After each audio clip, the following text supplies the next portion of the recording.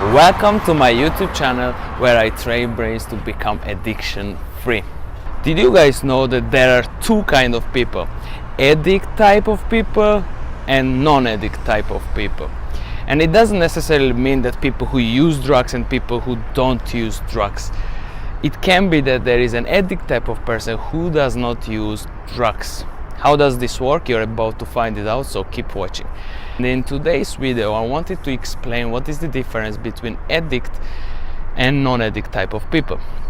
So basically, if you have a friend or somebody you know that smokes cigarette, but not a pack of day, but occasionally, like couple of cigarettes, you meet up and you're having coffee and he or she smokes up just when you're having coffee or when you go to party or some special occasions. There are people who go out and use heavy drugs like cocaine, ecstasy and so on, but not every single week, just occasionally on birthdays, on some kind of events, right? And you always wonder, how does he do that or how does she do that? Well, that's because lucky for him that he belongs to non-addict type of people. And you always wanted to know that maybe you can cut down smoking on 1 or 2 cigarettes a day. That's not going to work for you because you're addict type of person. And what I want to do on this YouTube channel is bring the awareness that there is a distinction between addict and non-addict type of people. And once you identify yourself as an addict type of person, it doesn't mean that you stay as an addict for all your life. You can easily come out of it too. Just what you have to know is that if you're addict type of person, you're psychologically addicted to things. So how do you know if you're an addict or non-addict? Well, it's easy. First of all, if you can't occasionally smoke or gamble or use some kind of drugs, probably you're an addict.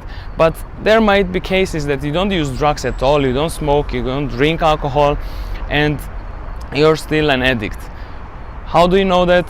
You just simply think about addictions that you might have. For example, watching too much porn, masturbating too much, even addicted to sex, even addicted to thinking, and usually negative thinking.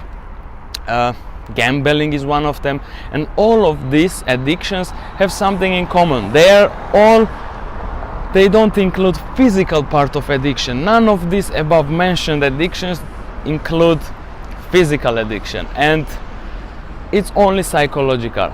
If you have those addictions, you're more likely to be an addict type of person.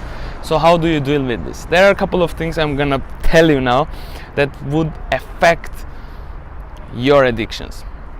And because you're psychologically addicted to, it's happening in your brain, and we wanna know why it's happening in your brain. Probably you have a lot of junk and pain and problems collected in your brain, and that's the reason why you want to run away from it, and you easily find yourself addicted to things.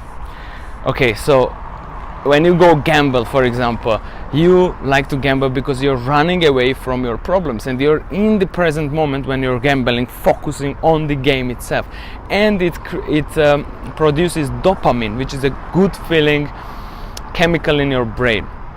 Okay, so that's the psychology behind this. How do you break it? How do you work through this? Well, first thing that you have to do is start training your brain and becoming more into the present moment. How do you do that? There are certain amount of meditation techniques you can use to get out of your head and actually put awareness on your problems, but stay in the present moment. And this will really help you to get out of your head, let's say. Okay, that's the first one. Second, food, supplements and food allergies. A lot of your brain chemicals are produced based on your food, what you eat. If you eat a lot of junk food, probably you're gonna have a lot of bad negative stuff in your brain. Your thinking will be negative as well. It will affect your addiction and you're in the negative cycle basically. So what do? Switch to a healthier diet.